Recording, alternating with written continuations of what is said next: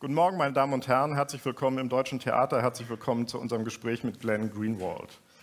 Mein Name ist Heinrich Wefing. Ich bin Redakteur bei der Hamburger Wochenzeitung Die Zeit und freue mich ganz besonders, dass Sie an einem so perfekten Sonnentag wie heute trotzdem hierher gekommen sind. Wir haben ein ausverkauftes Haus, nahezu ausverkauftes Haus, und das freut uns natürlich ganz besonders.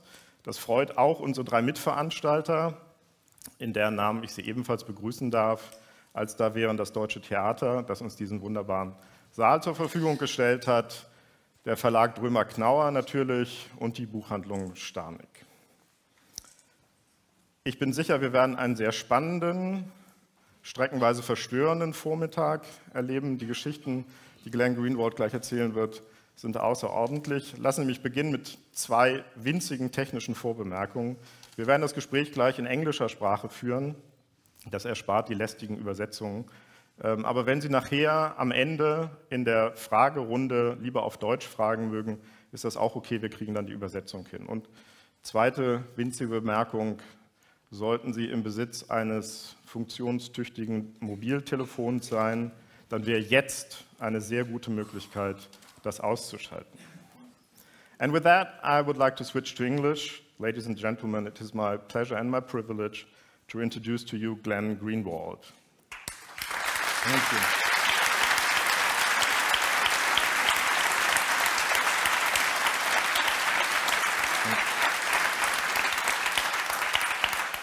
Glenn Greenwald, as you probably all know, is a former blogger, a former lawyer, a former columnist with the English newspaper The Guardian, and most likely the best-known journalist in the world at the moment. The man who first published the NSA stories, winner of the Pulitzer Prize and numerous other awards in journalism, and author of the book No Place to Hide, which just appeared in German under the title Die Globale Überwachung. And just in case you didn't notice on your way in, there are copies of that book for sale in the foyer afterwards. So welcome, Glenn. Very good to have you in Berlin. Great to be here. Thanks. We will chat at great length about your book later, if you don't mind. But if you don't mind, let us start by talking a little bit about the man who is behind all the leaks, your source, the whistleblower Edward Snowden. I understand that you have just met Edward Snowden in Moscow 3 days ago. That's on true. Thursday. Right. Is he in good spirits at the moment? I mean, he looks incredibly pale whenever he appears on television. Well, I think he's just pale in general. That's more a byproduct of his complexion than his mood.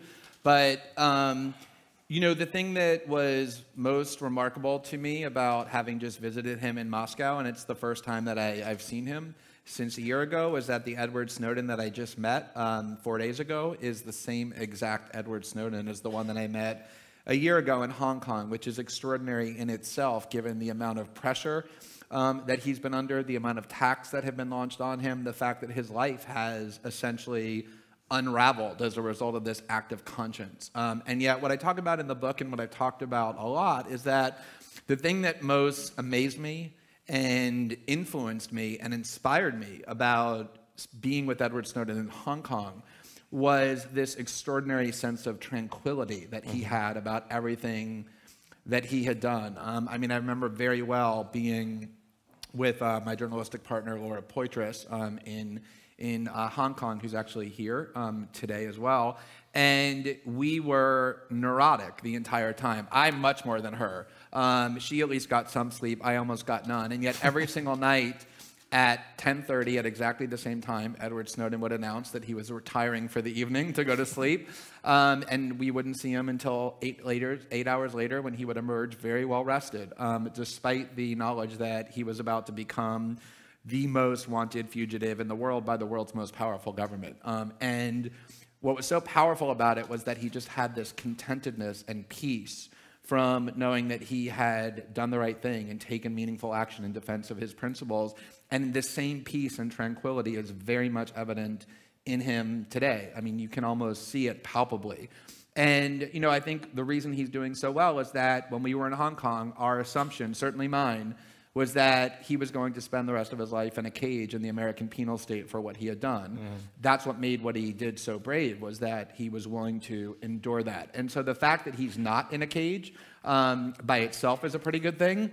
And to the contrary, he's actually completely free to participate in the debate that he helped to galvanize around the world, and that's very gratifying and very fulfilling to him. And you know, the thing that I think is most significant is that he gets to put his head on his pillow every single night with the knowledge that he sacrificed his own interest in pursuit of the values that he believes in and to protect other people's rights. And that's something that very few people in the world get to say, and it brings an incredible amount of fulfillment and happiness to someone when they've done that.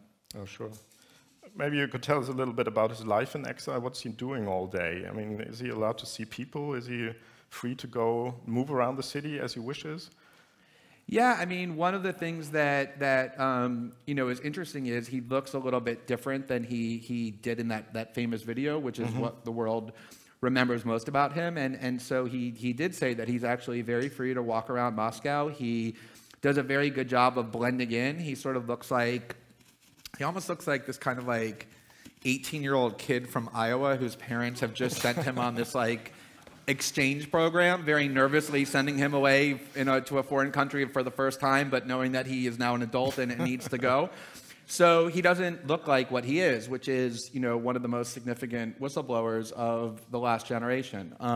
He blends in well. He has freedom of movement. And he, you know, has always been a child of the internet. I mean, he has spent a huge amount of time prior to the world knowing him as Edward Snowden online, and he spends a lot of his time following the debate that he helped to trigger. He gives interviews, he does appearances, he writes op-eds. He has become an important voice on all of these questions. Is he working on new projects? Any kind of new projects that you know? Well, I mean, you know, it's funny. He's so. I mean, every time that we talk about doing something, or he gets an opportunity that we think would be helpful or constructive for him to do, he always says the problem is I'm just so extraordinarily busy. I mean, he works day and night, just being at the center of this swirling controversy. So he has an enormous amount to do that is really quite constructive. Will he stay for the rest of his life in Moscow? Well, I don't know. That depends in part on what the people of the country that we're currently sitting in decide to do. It depends on the outcome of debates that are taking place in other countries as well, such as the country in which I live, Brazil, which is seriously debating whether or not he should receive asylum. You know, it is kind of extraordinary. I mean, one of the most extraordinary parts of this story to me is to watch all of these countries that have benefited so substantially from the sacrifice that Edward Snowden made. I mean, the sacrifice that he made ended up protecting the privacy rights of tens of millions of German citizens and the highest, most powerful politicians in Germany. And so to watch these countries completely unwilling to take even a small amount of risk to do for him what he did for them, which is to sacrifice in defense of their rights, has been really kind of, I think, shameful. And hopefully there is this ongoing debate that's starting to recognize that it's not just the moral, but the legal duty of these governments to do what Russia has done, and that is to protect him from persecution at home. But I think that whether they do or they don't, there's a good indication from the Russians that they'll extend his temporary asylum for at least a year. They've been public about that. So I think he's at least safe and secure for the time being from American persecution. The German parliament, the Bundestag, would like to hear Edward Snowden's testimony, but not in Berlin, but in Moscow, maybe in the Swiss embassy or something like that, via satellite. Or at least that's the intention of the majority parties in the Bundestag. Did you talk about those plans with Edward Snowden when you were in Moscow? We've talked about that issue prior to my going to Moscow. You know, I think if you're an investigator actually conducting a serious investigation as opposed to trying to placate public anger by pretending that you're doing an investigation, the first thing that you would want to do is speak with one of your most important witnesses in person. not through the intermediary of the internet or a video screen, because every investigator knows that in-person conversations are much more revealing and much more valuable than mediated ones. Of course, the real conflict there is not about whether he can be on video or whether he should be in person. The real question is, well, the real issue is just how remarkably candid German politicians are about openly proving how subservient they are to the United States and how fearful they are of doing anything that might offend the American government.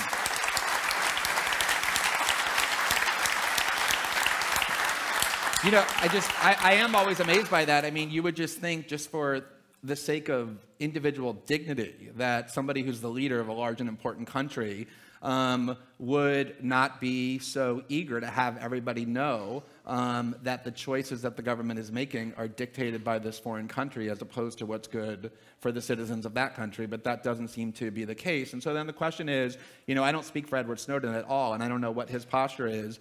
But if I were Edward Snowden, what you essentially have here is the German government going to him after he's already done so much for the people of this country and its government and saying, we want even more from you now. We want you to answer our questions, to give us information, to aid us in our investigation, even as we continue to be unwilling to do anything for you. And I don't know how he'll react, but if I were him, I would certainly be at least reluctant to continuously provide benefits and value and assistance and aid to a government that's willing to stand by while I'm threatened with life in prison by my own government.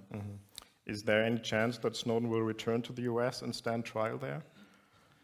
Well, I mean, he has, you know, indicated that he would like to do that. The problem is and it's really interesting because if you listen to American media discussions about that question, it has this really weird kind of almost sexist bravado. Like the kind of cliche that they've all adopted is that he should man up and come back to the United States, and if he really believes that he did the right thing, he should go before a jury of his peers and argue that and let them decide. The problem is an obvious one, but it's one that they conceal when they say that, which is that the way that the law has been structured and the way that judges have accepted it is that when you're accused of espionage and violations of the Espionage Act, which is the law under which he's been charged, you're actually barred by law, even from raising the defense that the information that you disclosed is information that ought to have been known to the public, that you did the right thing. So the rules of the game are skewed in advance to basically let the government cheat and ensure that they win and that they can convict him. It's not a fair trial. And Daniel Ellsberg, the famous Pentagon Papers leaker, wrote an op-ed in the Washington Post in July of last year arguing that Edward Snowden did the right thing because the American because the American judicial system, especially in the wake of 9/11, but even before that, has been structured so as to ensure that anybody accused of violating secrecy or endangering national security has almost a certainty of going to prison. And so I think if it were a fair trial, if he could really come back with the confidence that this justice system worked, I think he would strongly consider it. He wants to come back, and he said so. But until that happens, I think it would be irrational for him to do that. Why would he go and just meekly submit himself to one of the most oppressive penal systems in the Western world when there's really no justification for doing so? And on the other hand, the whole world would be watching if he would return. That wouldn't change the way the Americans would handle that trial?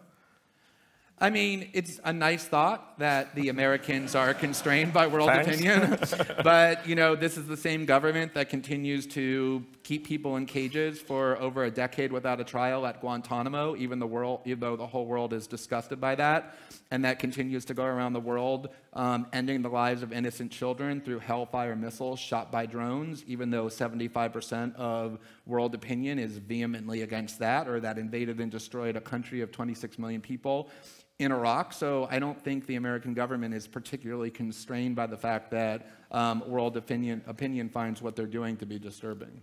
I wouldn't count on that, at least.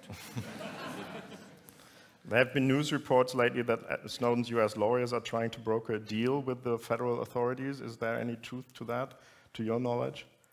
I mean, it's an exaggerated story. I mean, any defendant who's charged with felonies has their lawyer negotiate with the government. And this has gone back to the last year when Snowden's lawyers, including the ones at the ACLU and private lawyers, have been trying to discuss a reasonable condition or reasonable set of conditions under which he could return in a way that would protect his legal rights and provide some just means of resolving the conflict. But what is, I think, important to understand is that if you look at how the United States government under President Obama has treated whistleblowers, it is more aggressive and more vindictive than any administration in American history. I mean, everybody across the political spectrum recognizes this. And the reason for that is that the way in which the United States government now functions, it is such a sprawling system that relies upon digital and electronic means of storing information. There is no way to prevent leakers and whistleblowers from coming forward with information other than by creating this intense climate of fear where the message is sent that if you do that, we will completely destroy your life.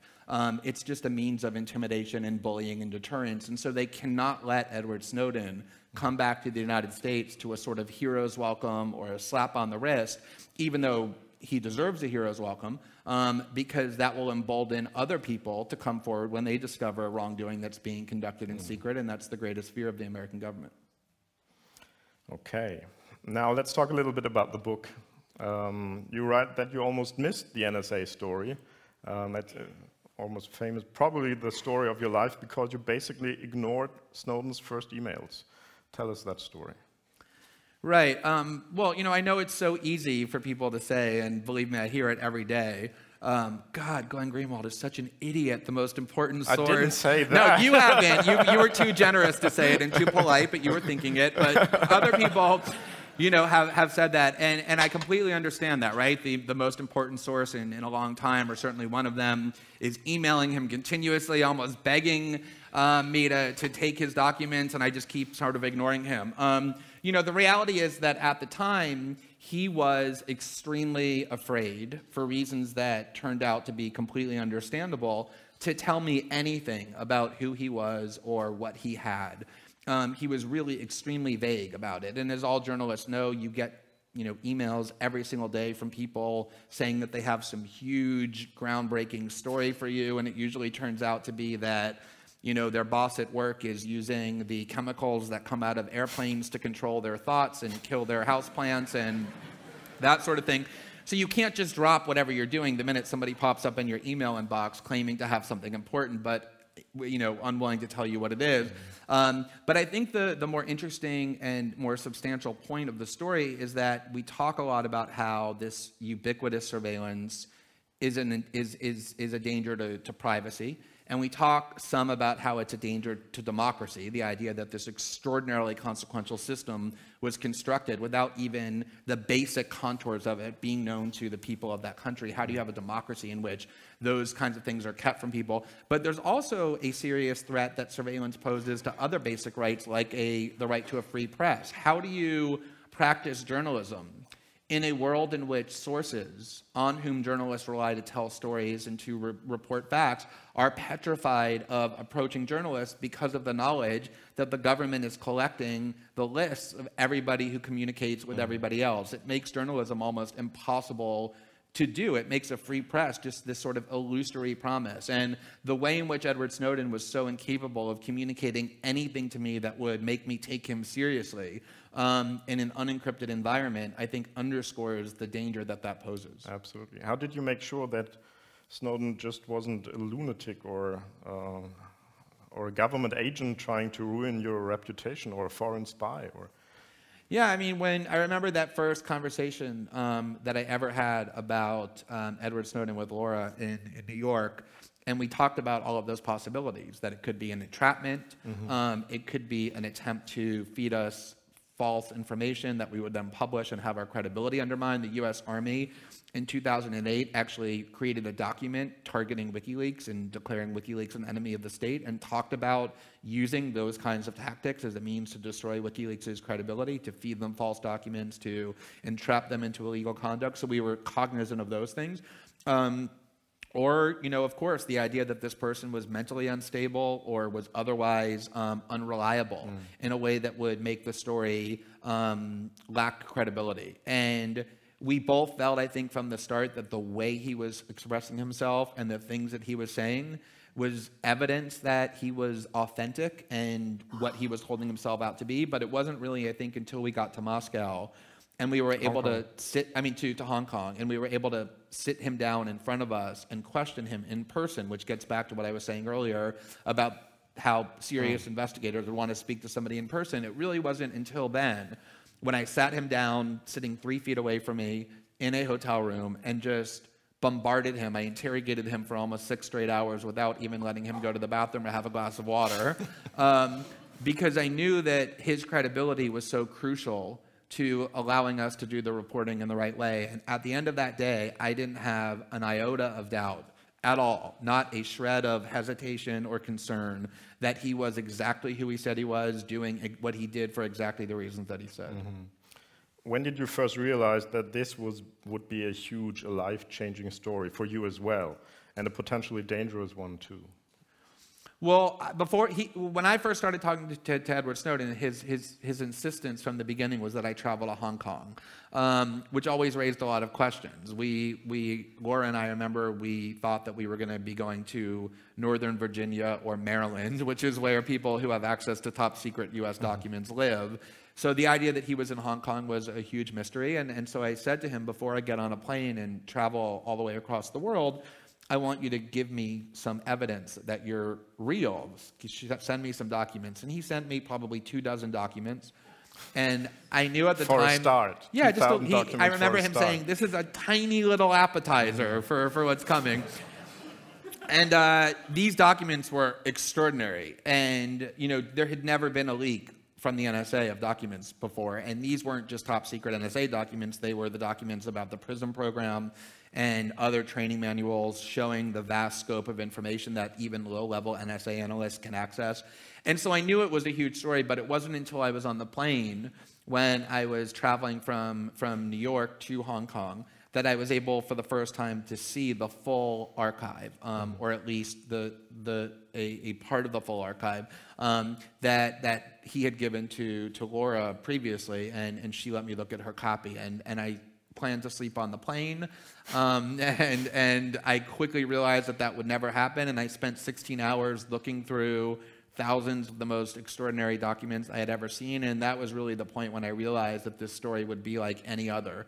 And I also knew that we were going to, it wasn't just the documents, but I knew that we were going to end up reporting the story in a way that would be extremely controversial as well, and that would create an entire debate, not just about surveillance and government secrecy, but about the role of journalism vis-a-vis people who wield great political power, and that all of these debates and all of these controversies that would continue to grow as we disclose more documents would certainly have a huge impact on the world, would change the lives of everybody involved, and had a very significant impact on everything that I was going to do as a journalist and for me personally, and spent a good amount of time thinking about that before doing it.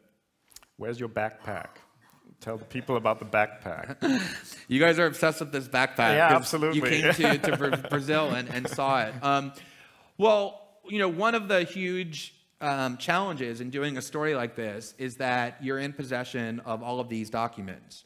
And these are documents that essentially every intelligence agency in the world would like to get their hands on, including the US government, which still to this day has no idea what Edward Snowden took or what he gave us, which is a pretty interesting fact considering that their primary defense when they justify what they're doing is they say, yes, we're collecting this huge amount of data about what it is you're doing, but you need not worry because this is a very tightly controlled system with extremely rigorous controls.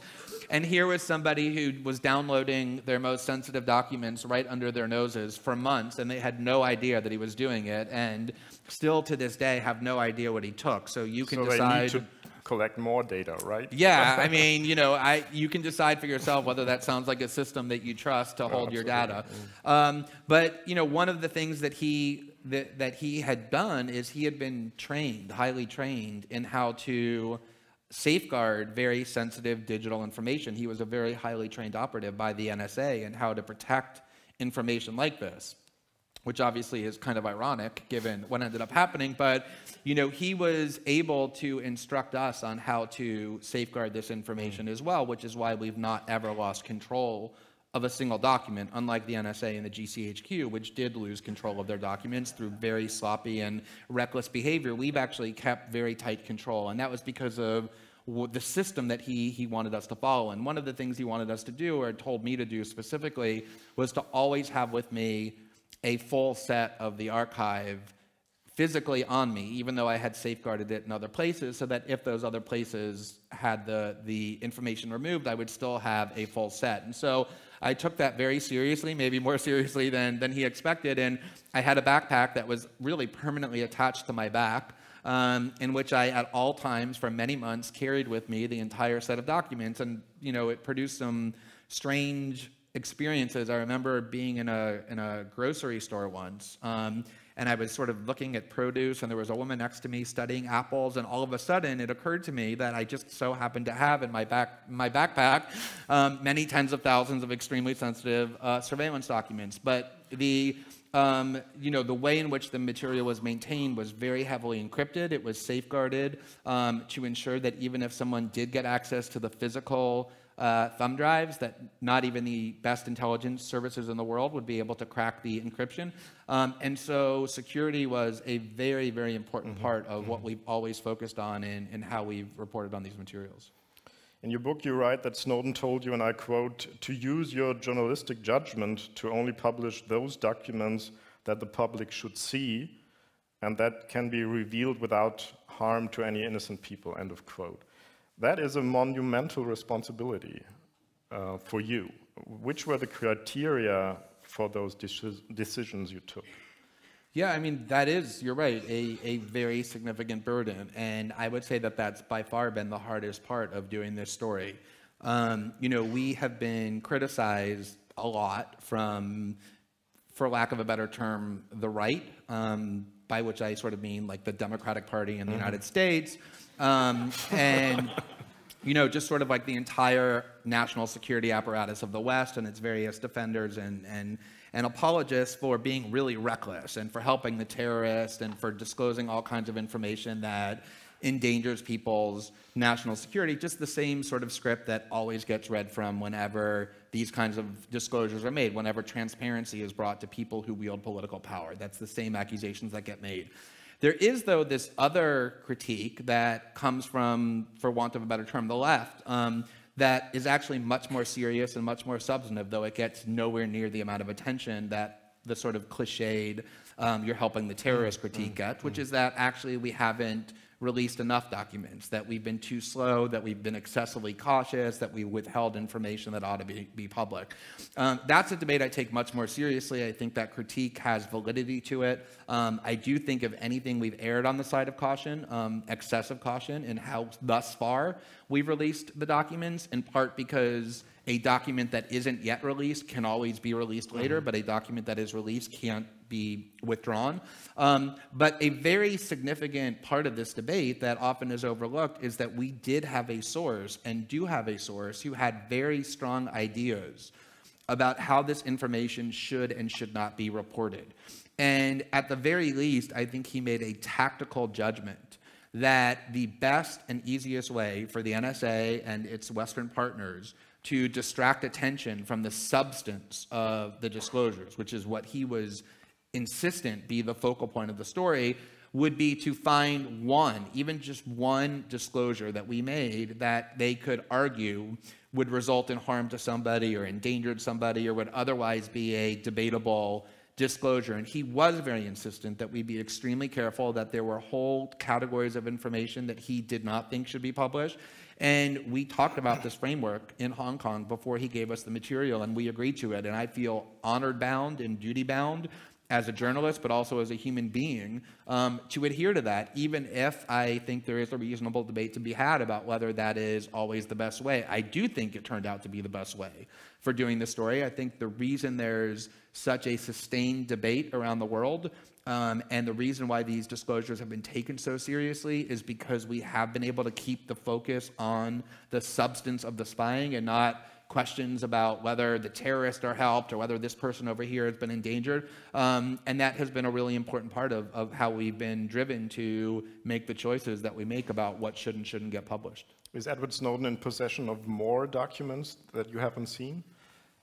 I only know what he gave me. And he has been very clear about the fact that prior to leaving Hong Kong, he destroyed his ability to access documents because he was concerned that traveling the world, there would be a danger that other governments would try and compel or coerce him to give them access to those, and that the only way that he could ensure that didn't happen was by preventing him from having ongoing access to the documents. And he's very clear about the fact that he gave the materials to the journalists in Hong Kong and then eliminated his ability to continue to access documents. Okay, in your book you quote a lot of new documents, and we could talk about them for hours, but there are two that struck me as especially interesting. One is a slide for a top secret slideshow in 2011, which describes the ultimate goal of the NSA operations, and I find it difficult to quote it with a straight face. The document says the NSA should, quote, sniff it all, know it all, collect it all, process it all, exploit it all, partner it all, end of quote. You made that up, didn't you?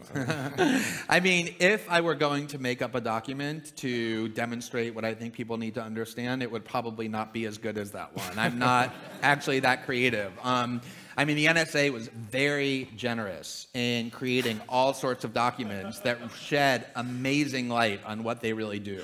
And, you know, I think there's an irony to it, which is one of the things I wanted to do in the book was to make a long, comprehensive argument about why privacy is so critical to individual freedom, and to answer this kind of cliche that if you're not doing anything wrong, you have nothing to hide, that privacy doesn't really matter. And there are a lot of arguments to it, but one of the arguments is that it's only in the private realm when we think that nobody is watching what it is that we're doing or judging what it is that we're doing, that we express our true selves, that we can explore what it means to be a free individual. We can experiment with creativity and dissent and different ways of expressing ourselves that other people might judge critically or harshly. And that when there is an observant eye on what it is that you're doing, or when you think there might be, our behavior becomes much more conformist, much more inclined to do that which other people expect us to do, and the range of options that we have as individuals diminishes greatly in a world in which we think we're being watched. That's the reason why people in power love surveillance, because it keeps people who are subject to it compliant and conformist and in line. And privacy is really this indispensable realm where we can show what we really are. And one of the best examples of that is what the NSA says about itself when they thought nobody was watching. They showed their true face in the form of these documents that we're lucky enough to have. You know, in public, what the NSA will say, and I just debated the former NSA chief Michael Hayden in Toronto a month ago, and this is what he was doing, it's what they all do. They present this very reasonable, modest, constrained version of themselves, which is, we are this very careful, targeted system that's only interested in monitoring the communications of the bad people, of the terrorists, and so you need not worry. And yet when they're in private and they talk about what it is that they're doing and what their objective actually is, they say exactly the opposite. They show their true face. They say that, quote, our new collection posture, which is the title of that slide that you just referenced, is to collect it all, not collect some or most, or collect the communications of the terrorists, but collect it all, process it all, sniff it all, exploit it all, know it all. That really is the institutional mandate of the NSA. And so when we're having this debate and you have the NSA on one side making claims and Edward Snowden on the other side making claims, you can actually dispense with the need to figure out who you trust more or where you're going to put your faith. You can look at the dispositive evidence, which is what the NSA itself said when they thought nobody was watching, and it's very, very clear what it is that they're doing. The other document sounds a lot less upbeat from the agency's perspective. It says, and I quote again, the collection is outpacing our ability to ingest, process, and store to the norms to which we have accustomed, end of quote. Does that mean the NSA is collecting far more data than they are able to analyze at this point? not just to analyze, but to store, which is an amazing fact if you think about it, because we are now at the point where enormous amounts of data can be stored on tiny little thumb drives. And one of the only obstacles that the NSA and the GCHQ, which is its British counterpart, is facing in their goal to create this collect-it-all system, they're actually increasingly able to collect everything. Their real challenge now is how do you keep that amount of data for as long as you want to keep it so that you can then analyze it and read it and monitor it and use it and exploit it. And it's one of the reasons why the NSA is building this sprawling new facility in Bluffdale, Utah, the primary purpose of which is to have them have the capacity to not only collect, but then to store and to keep all of the information, essentially the entire internet communications that are taking place every day. I mean, some of the documents in the book just show the sheer numbers. They're collecting billions, that's with a B, of emails and telephone calls from around the world from the American telecommunications system every single day. And they're constantly working harder to be able to store it for longer periods of time. And so when you are doing that, it is actually a challenge about how do you keep it. And those documents show our biggest problem now is where do we keep it all? And they're working very hard to find solutions to that. One of the most controversial points in your book is probably your analysis with why the NSA is doing what the agency is doing. Not to prevent a terrorist attack, but to control the US citizens, the enemies and the allies of the US, to ultimately protect the power of the US elite. That might sound a little bit like a conspiracy theory, doesn't it?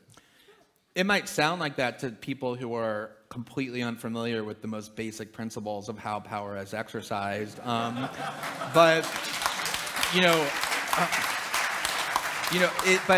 I mean, if you look back, it's not only U.S. political culture, it's how power factions always function. Their first mandate is to ask themselves how they can fortify their own power and then how they can increase it. I don't think that's speculative or radical. It's just a basic fact of how human beings use power. And, I think that if you look at a lot of documents that have become publicly available, one of the true concerns that the American economic and political elite has is that there is this growing and extreme economic inequality that is already causing serious social instability, even in previously stable Western democracies. Riots in London or in Madrid or in Greece. There were movements in the United States for the first time in a long time that were seriously rambunctious and disruptive, one from the right, which was the Tea Party movement, the other from the left, which were the Occupy movement. They both got pacified, they both got controlled and co-opted, but the original impetus was the serious anger over not particular politicians, but a fundamental injustice, a fundamental corruption in how the American political system was functioning. And so there is a concern that instability can continue to happen, and almost certainly will, as income inequality and economic inequality continue to grow. And so then the question becomes, what is it that you do about that? And there are really just two options. You can either placate the anger by making concessions to it and doing serious reforms, and that is definitely not something they're interested in doing. Or you can think about how to protect yourself from it, how to increase your own power, and how to prevent it, and then, if necessary, crush it. And surveillance has always been used as a means to pacify and control populations. This country knows that better than any other. The more you know about a population and what the citizens of that population are thinking and doing and planning, especially when you yourself, the people in power, are building an ever higher wall of secrecy behind which they function, there is this extreme information imbalance, so that people in power know everything about the citizenry, and the citizenry knows nothing about what the people in power are doing. A healthy, functioning government or political system would be exactly the reverse. The citizenry would know almost everything about what people in power are doing. People in power would know virtually nothing about what private individuals are doing. We've completely reversed that. And when you reverse that, it fortifies the power that the people who control the levers of the surveillance machine are able to have. And I don't think it takes much theorizing to recognize. I don't think it's the only motive, but I certainly think it's a principal one. And you're saying it's completely irrelevant who is in power, who's the president? the system goes on. Is that true? Yeah, I mean, I know that there was this sort of like fever in 2008 that swept Western Europe, and I think Germany was the principal victim of believing that this extraordinary, once-in-a-millennial leader had descended upon the world to bless us with all kinds of fundamental goodness. But you know, there's this amazing document that, if you haven't read, I really encourage you to do so. It's online. It was in the summer of 2008. And the CIA wrote this document in a top secret setting, and it ultimately got leaked, I believe, in 2009, and then WikiLeaks published it, and you can go and read it. And the impetus for this CIA memo was serious concern that anti-war sentiment was spreading throughout Western Europe. There was a government, I believe the Dutch government, that had just fallen as a result of their support for the war in Afghanistan. And the CIA was petrified that as anti-war sentiment continued to spread, that governments around Western Europe would start to withdraw their support for the war in Afghanistan and the war on terror more broadly, leaving the United States to bear the burden alone. And what the CIA analysis said was that the best hope for stemming the tide of anti-war sentiment, the best asset to put a stop to it, would be the election of then Senator Barack Obama, because it would instantly transform America's militarism and replace this kind of olden, craggy, swaggering cowboy unilateralist face of George Bush, which Western Europe had come to find repellent, with a much prettier, more pleasant, more sophisticated, more educated, coastal, progressive elite face of Barack Obama, and that instantly this war would become Obama's war, and huge numbers of Western Europeans would instantly convert from anti-war activists into people who tolerated the war or even supported it. And I think that that turned out to be very prescient, not just about Western Europe, but about the United States, and not just about anti-war policies, but American imperialism and militarism and aggression generally. The CIA saw Obama as what he was, which was a very valuable branding asset to sell the policies of the United States even better. And, you know, the best evidence of that is every year the advertising industry gets together. It's sort of like an Academy Award for advertising executives. And their highest award is Best Branding Campaign of the Year. This is like the best movie award for them. And in 2008, that award was given to the Obama campaign.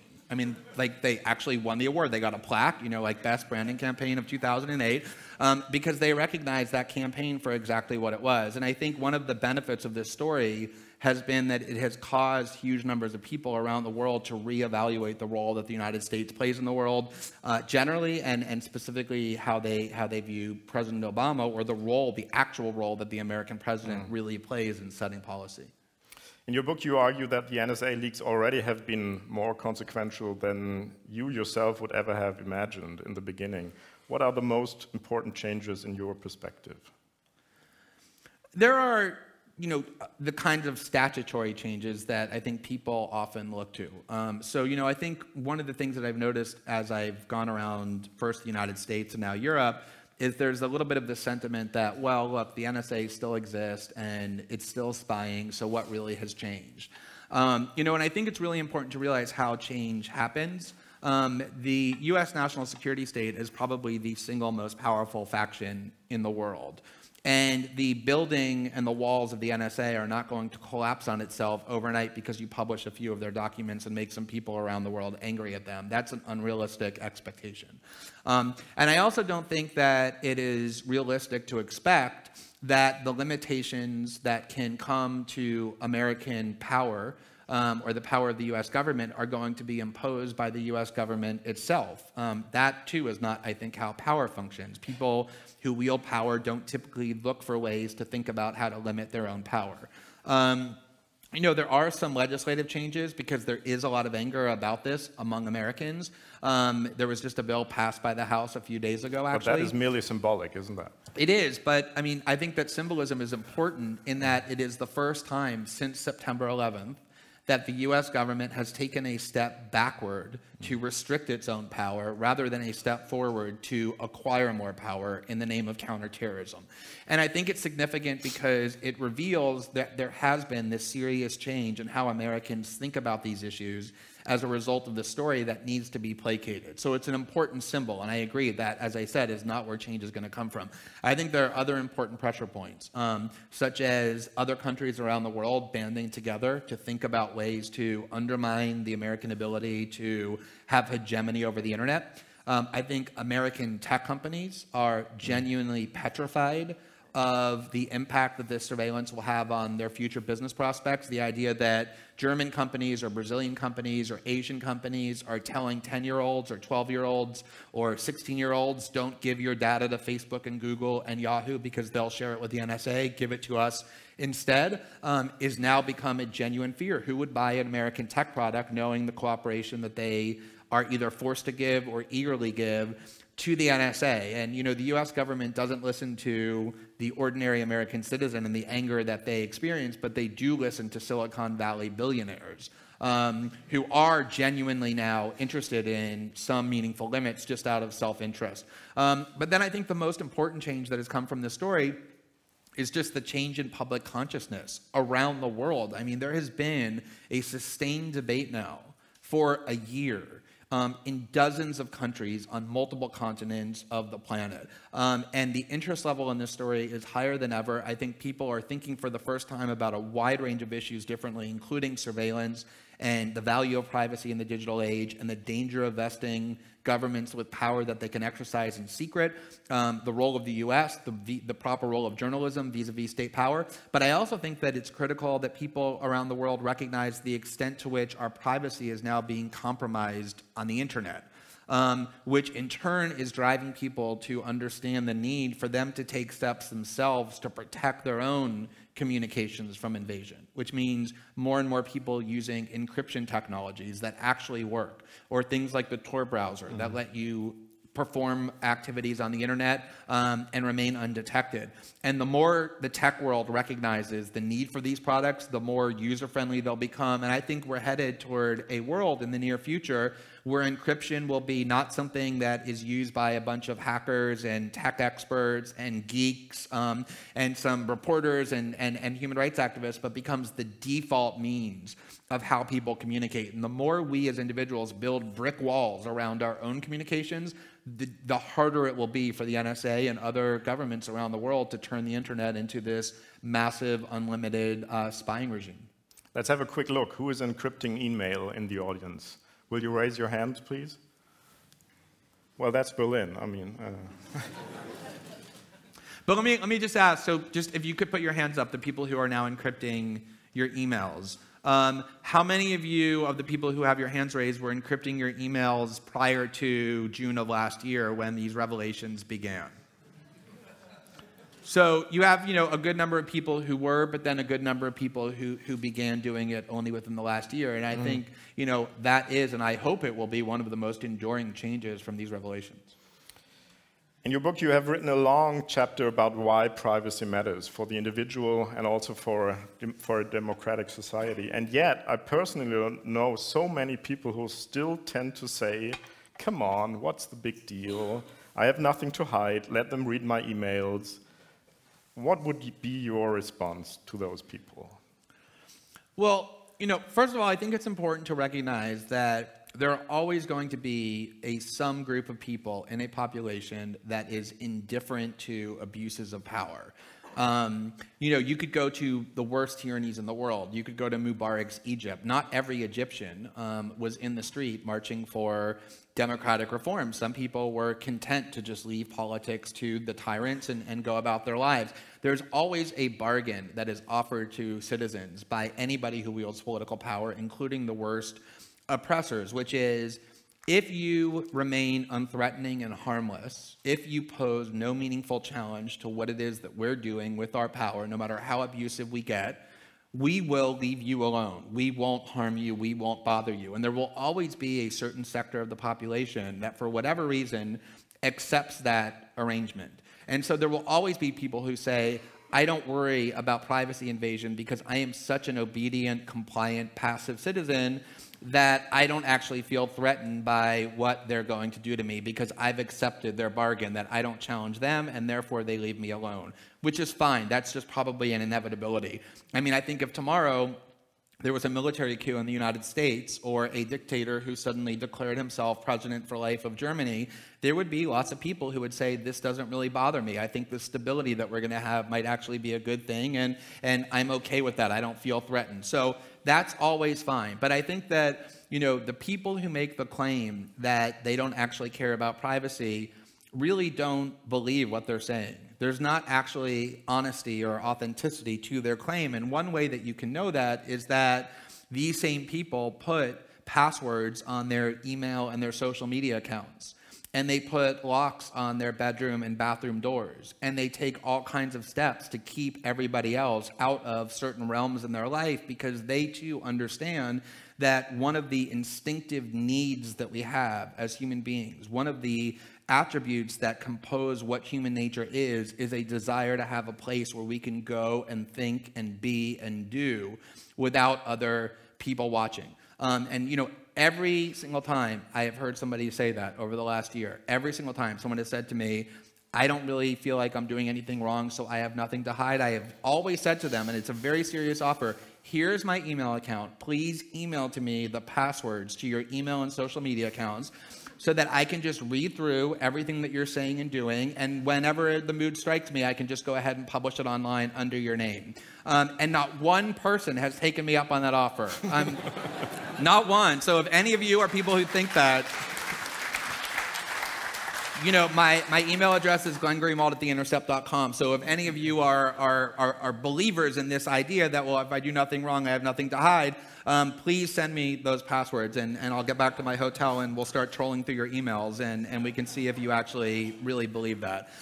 So I think that's one of the reasons the story has resonated, because even though privacy is a difficult value to express and defend, I think our need for it and the way we value it is intuitive, and it's universal to all human beings. So we have about 20 or 25 minutes left. If you have any question to ask to Mr. Greenwald, this would be the time to do so. We have microphones going around there. Maybe we start with that gentleman there in the red shirt in the back. Maybe you can identify yourself. Or remain anonymous if you'd like. Okay, my name is Lutz Brechelt, and I'm still looking for somebody who can explain this to me. Can you explain the following mentality? When Arab terrorists managed to kill 3,000 people by planes once in 200 years, this gives ground to justify almost anything.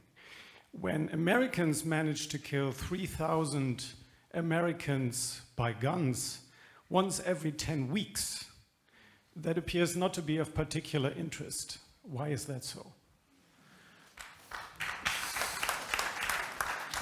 You know, I think that to really answer that question, you would have to put America on a couch in a psychoanalyst's office and really delve into the way the American mind works in a way that I don't have time to do and probably don't have the capacity to do, and on some level not even the willingness to delve that deeply into those pathologies. But the threat of foreign attack has always been a very potent fear that has been easily exploitable by political leaders. And you can go back to the political theorists of the Enlightenment who talked about the way in which these rights that were starting to be conceived would find their greatest threat in leaders who would effectively exploit threats of danger that comes from outside of the borders. And there's probably a lot of reasons that this is true, in part because human beings are tribal, and so we tend to think that dangers that come from what we're told to think of as other tribes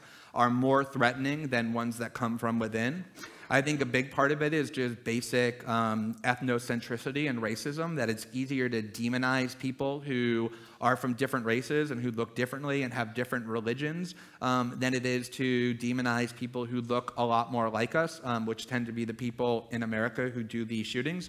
And then there's just the question of the interests that come from playing up each fear. I mean, the idea of exploiting and exaggerating the fear of terrorism has resulted in massive amounts of profit and power to the very factions that wield the greatest power already in the United States. So there's a very serious interest in having them and the media outlets that they control exploit those fears. And those same interests aren't served by playing up the concern over domestic violence through guns. And so I think you always have to look at the interests that are served. And, you know, the last thing I would say is I think it's important not to underestimate the psychological component that came from having 3,000 people die all at once, and also having these massive buildings that were the symbols of American financial might collapse on themselves in a way that was really psychologically traumatizing, in a way that having 12 people randomly slaughtered by some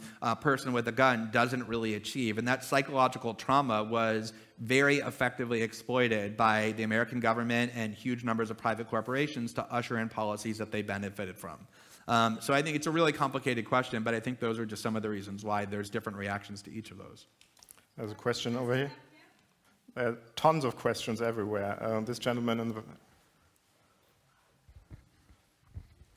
Hello, Mr. Greenwald. My name is Derek Scally. I'm an Irish journalist. Thank you very much for your work over the last year. My question is about European data privacy. As you know, Facebook and other tech companies have their European or even international headquarters in Dublin and in Ireland. Under EU law, that makes the Irish Data Protection Authority responsible for the privacy rights of 500 million Europeans and for policing whether or not these companies are passing on information to the NSA via PRISM. What's your message to the Irish government, the Irish data protection authorities, which may feel trapped between their obligations, their data protection obligations to 500 million Europeans and their interest in not rocking the corporate boat with Facebook, Google, and the US government? Thank you. I mean, is it actually difficult to weigh the obligations to protect the privacy rights of 500 million people versus the minimal corporate interest of a handful of large corporations that are collaborators with the NSA? I mean, that weighting process seems really easy to me. You know, I'm not really sure exactly how I would approach the question. To really describe the question is in a sense to answer it. But, you know, I think you do get at an important point, which is that these companies have become so incredibly powerful in terms of their size and their capitalization, but more importantly, just their centrality to how the world communicates with itself, that I do think we have a situation where even elected governments are almost no match for these corporations. And that poses a very serious problem for pretty much every political question, including how do you have something that resembles a democracy where there are the most influential economic factions that really aren't subject to democratic control. It is inconceivable to think about the Irish government or the EU or certainly the American government imposing meaningful constraints on companies like Facebook and Google. I mean, it's almost impossible to conceive of. And I think that's a really extraordinary problem. And ultimately, the question will be, will people around the world continue to use companies and services that they know are violating their privacy in a really fundamental way? That, to me, seems like the much more promising means of limiting these companies' behavior than hoping that some politician sitting in a capital somewhere will issue some regulations or pass some laws that will do that. We will really try to answer all questions. Maybe go back in the back there, back. Way back, yeah, okay. Thank you, Glenn, for your work. I really like the part of your story that by meeting Edward Snowden in person, you were able to trust the story. And so I wanted to ask this question: do you think we've gotten ourselves into the cybernetic regime because we put so much reliance on technological communications? And even if the NSA weren't in the picture, would we still be having some severe problems with technological communications? That's a really interesting question, and I'm particularly always thrilled when I get a question that I haven't been asked 5 dozen times in the last 4 days, and so thank you for that as well. To actually, I mean, it's a hard question to think about. You know, I think you're right that there are some really profound sociological consequences for human beings to rely on technological means to interact with one another, and I doubt that we're even at the kind of early stages of understanding what all those changes are going to be, because there's psychological changes, there are sociological changes, there are political changes. There are changes pretty much on every level that comes from this brand new way of how we interact with the world.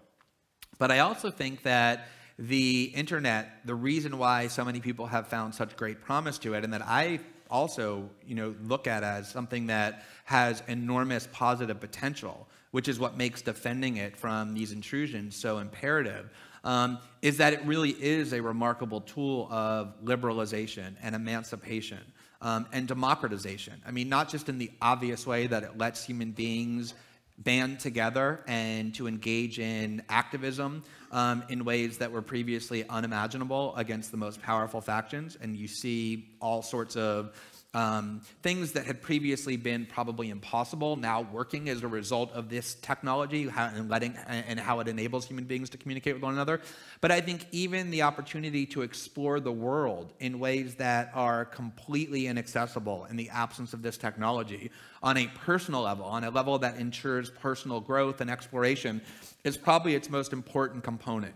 And one of the things that happened when I was in Hong Kong and I was talking to Edward Snowden, and it was on the first day, and the overarching question for me, once I realized that he was who he said he was and that these documents were genuine, was what would lead somebody who was 29 years old and who had a stable career and a lucrative paycheck and a girlfriend who loved him and a family who supported him and his entire life ahead of him, what would actually lead somebody like that to be willing to unravel it all and give it all up in defense of what seemed to be these abstract political principles?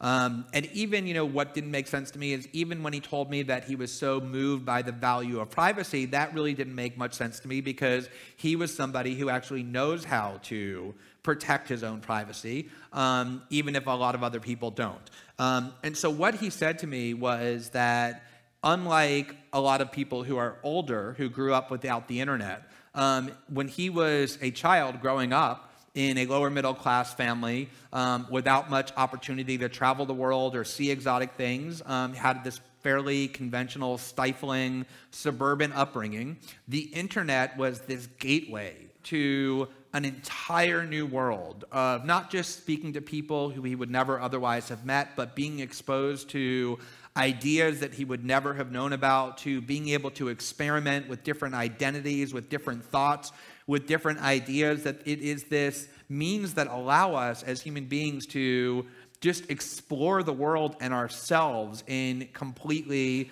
unimaginable ways prior to the internet, and that he could not live for the rest of his life having it sit on his conscience that he could have done something to protect that and failed to do so. And, you know, I think that's one of the reasons why, if you look at the response to the Snowden story and the NSA revelations, the reaction really doesn't break down like most political controversies do along standard partisan lines. We've had at least as much support in America from conservatives and Republicans and the right as we have from liberals and Democrats and the left. That's really not a predictable metric for knowing how somebody will react. The much more reliable way for knowing how somebody reacts to this story is age. Younger people tend to be overwhelmingly supportive of Snowden, while older people tend to be a bit more wary. And the reason is, obviously with lots of exceptions, that younger people who grew up with the internet not as this instrument that you use for discrete tasks like making a hotel reservation or buying a book or getting an email, but as this critical venue for how we explore who we are as people, are much more angry and much more concerned about the danger of having the government turn that kind of intimate venue into the greatest means of human control and coercion and surveillance ever known. And so I think that's the reason why it's broken down. And there are some limitations to interacting with people technologically, but overall, I think the internet has been extraordinarily valuable on the whole, politically, personally, culturally, and pretty much in every way. And that's why I've devoted myself to this cause of keeping it free of political and social coercion and control. There's this lady over there who's... Yeah. Okay. Hi, my name's Mike Duda. I think it's pretty clear that Edward Snowden could wake up someday in the back of a C-130 with a black bag over his head, but your husband was detained and interrogated over many, many hours at Heathrow, and I believe I remember you expressing personal concern. I was surprised to see you on Colbert again, and there were no metal detectors at the door here. In what way do you think that that original impression of threatened repression, of people aiding and abetting whistleblowers, how do you think that's going to play out in the future, and how do you view that personally now, since you seem to have freedom of movement? Thanks. Yeah, I mean, the American government deliberately created an environment in which we would be in fear of what would happen if we traveled internationally or returned to the United States. You had the most senior members of the Obama administration, including the most senior national security official, James Clapper, repeatedly in public calling us criminals, calling us accomplices of Edward Snowden, Keith Alexander accusing us of selling documents around the world, which is the nature of espionage for which lots of people are sitting in prison for many decades. You had the chairman of the House Intelligence Committee urging the FBI director to regard me as a criminal and to arrest me and prosecute me. Of course, my partner was detained, and there's an ongoing criminal investigation in the UK. And so even though we were finally able to return and took the risk of returning without much happening, without any action being taken, which I think was the byproduct of the visibility of this story, which really protected us in a lot of ways, what they wanted to happen was that in the back of our minds, every single time we would publish a new document, they wanted us to think, if I cross this next line, if I publish this next document that they're telling me I shouldn't publish, will that be what makes the difference between my being able to return home safely and my being able to return home and being greeted by FBI agents who will arrest me? It was a climate of fear that they thought was helpful to deterring the journalism. And I think what's really important is that it isn't just aimed at the specific journalist in this story. I remember turning on CNN by accident. I never turned on CNN on purpose, but I turned it on by accident once. I was flipping through some channels, and they had like one of those traditional debates that cable television has. They had like 4 people convened at a table, and they were debating, and the graphic on the screen was, should Glenn Greenwald be prosecuted? And they were just having a nice little debate, like you debate tax policy or, whether America should start the next war. It was, should Glenn Greenwald be prosecuted? And what this does is it mainstreams the idea that journalists and other people who help whistleblowers can actually be put in metal handcuffs and be brought to a cage and be prosecuted. You can deter the journalism process by doing what Egypt does and actually arresting large numbers of journalists. But you don't have to do that. You can also do it by making this threat of prosecution constantly hover in the air and making it be a real possibility.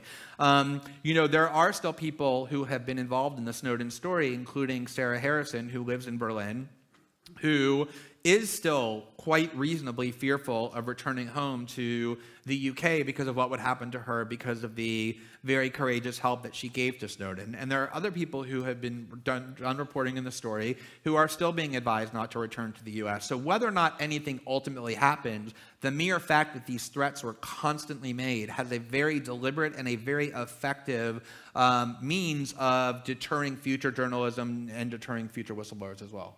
Okay, I'd like to bring a couple of female voices into the discussion. There's one. No.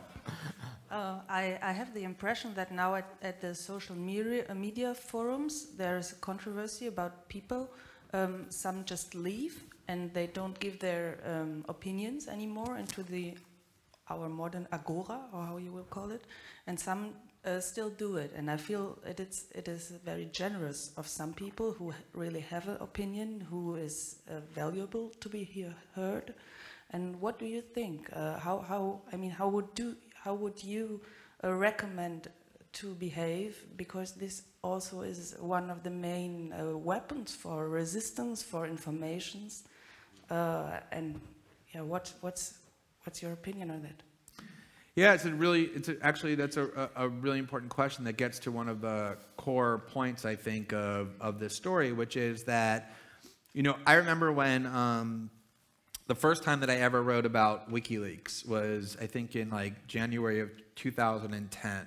And it was a time when almost nobody had heard of WikiLeaks. It was before they had done their Iraq and Afghanistan leaks. And the way that I learned of WikiLeaks was that in 2008, the U.S. Army, as I mentioned before, had written a report declaring WikiLeaks to be an enemy of the state. And it talked about ways to destroy WikiLeaks. And ironically enough, that report got leaked to WikiLeaks, which then published it. And I read about it in the New York Times. There was this small little article, and it said the U.S. Army had declared this weird little group led by a strange Australian hacker to be an enemy of the state because they thought that he posed some sort of danger to information security.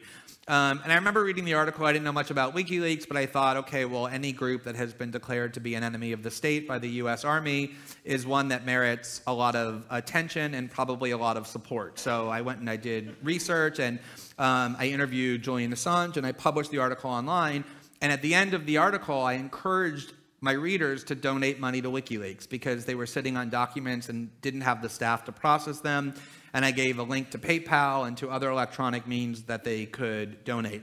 And in response, every time I would write about this topic or go to public events like this, I had all kinds of people, American citizens, saying to me, I agree with what it is that you're saying about WikiLeaks. I completely understand the value that they have. The problem is that I'm unwilling to donate money to them because I'm afraid that if I do, I will end up on a government list somewhere, or that eventually, if they're declared a terrorist group, I could actually be prosecuted for materially supporting a terrorist organization.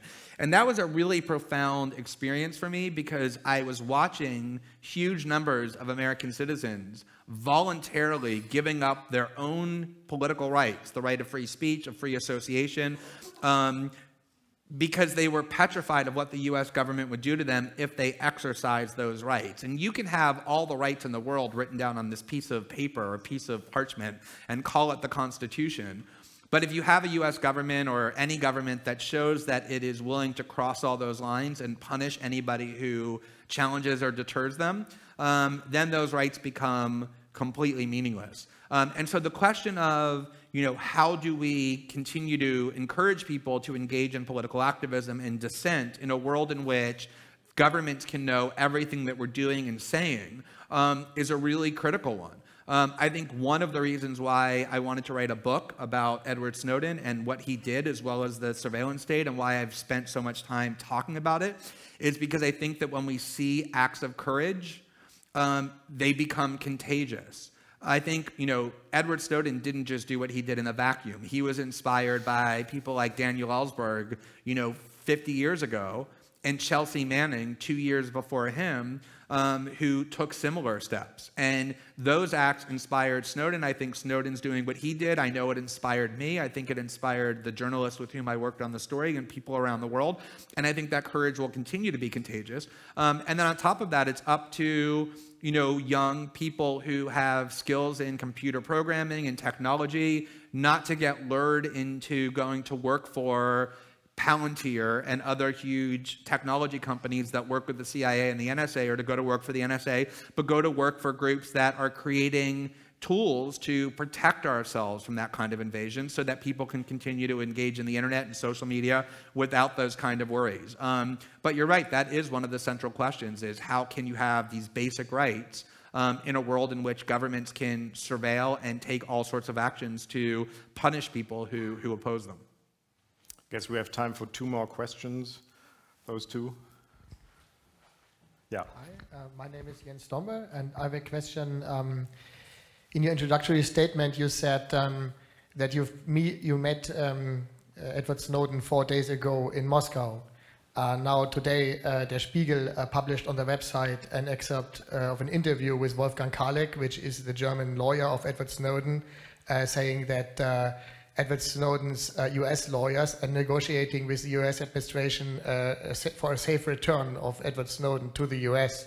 And there's a quotation that says, everybody involved in this story is aware that a solution in harmony with the US administration would make most sense for Edward Snowden.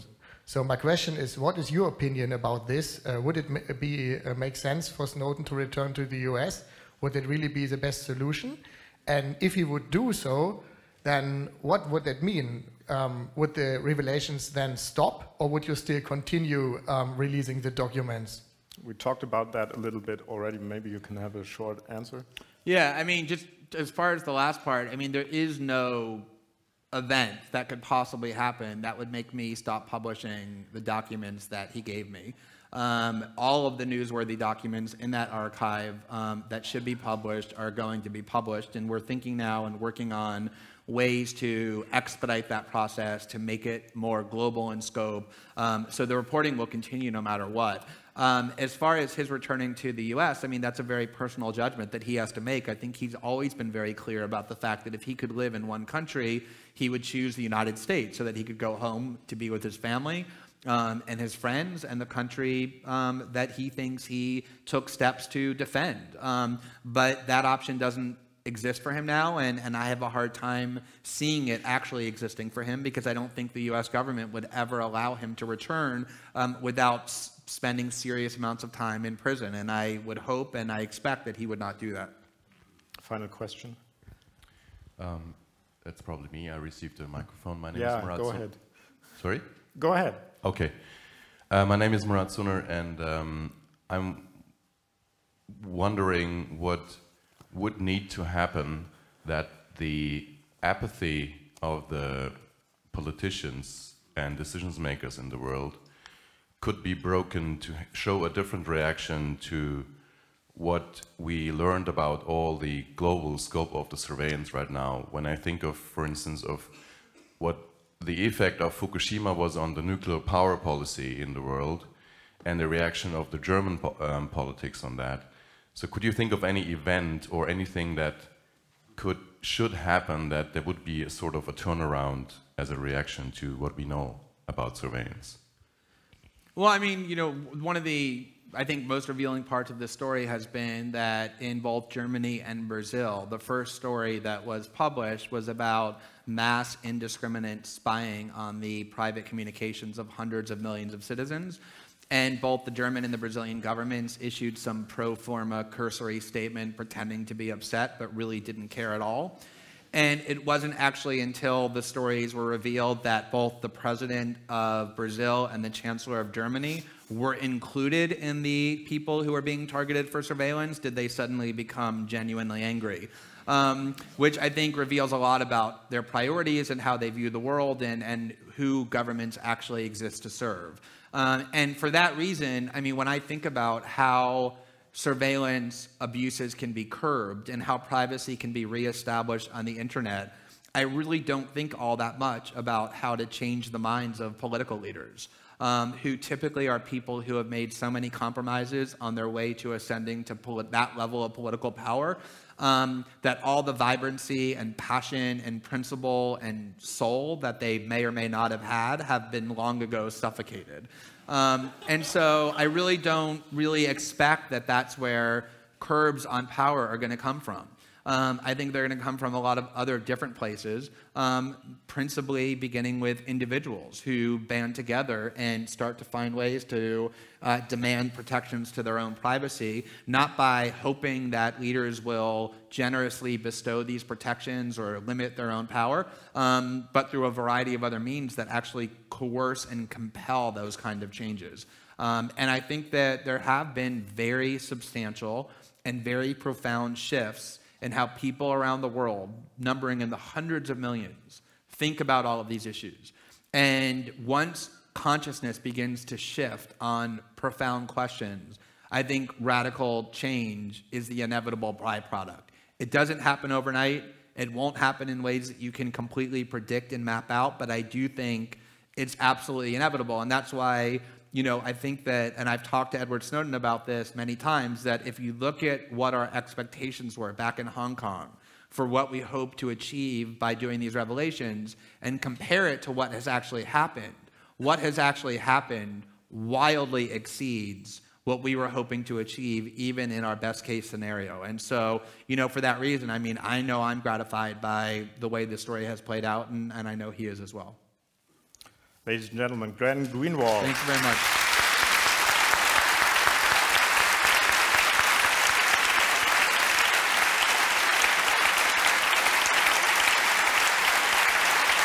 Thank you.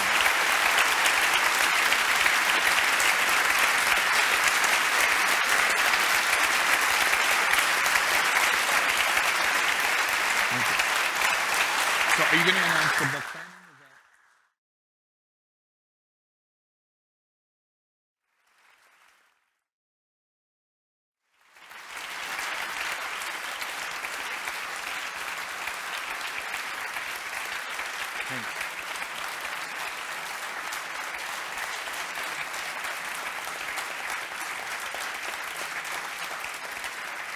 Thank you.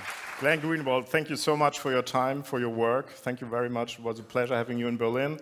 Now you have to do some really serious book signing to do in the foyer. Yeah. Thank you to ZEIT as well for sponsoring this event, the ones in Hamburg and Munich as well. I've really enjoyed them.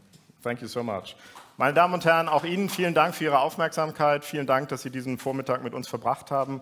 Obwohl draußen die Sonne so herrlich scheint, ich hoffe, das tut sie immer noch. Ich wünsche Ihnen einen schönen Restsonntag und für alle, die es noch nicht getan haben, heute können Sie wählen gehen, tun Sie es. Es ist eine Lust zu wählen. Vielen Dank.